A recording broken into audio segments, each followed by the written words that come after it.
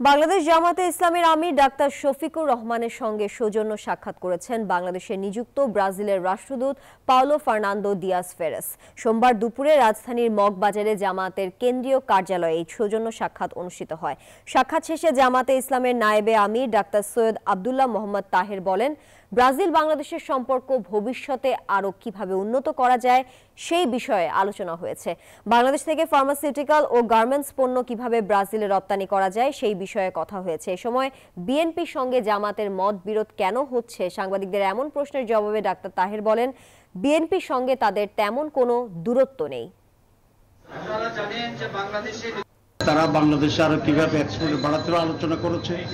আমরা বলেছি বাংলাদেশ থেকে ফার্মাসিউটিক্যাল প্রোডাক্টস, গার্মেন্টস এ সমস্ত বিষয় ব্রাজিলে যেতে পারে। বিএনপির সাথে আমাদের তেমন কোনো বিরোধ নেই, মত পার্থক্য নেই।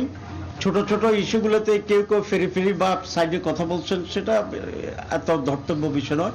বিএনপির নজরুল ইসলাম খান সাহেব, মাননীয় সেক্রেটারি জেনারেল ওদের হোসেন সাহেব ভেরি ক্লিয়ারলি বলেছেন যে জামাতের সাথে আমাদের কোনো বিরোধ নেই, আর জামাত এটা ফিল করে না যে বিএনপির সাথে আমাদের কোনো গ্যাপ আছে।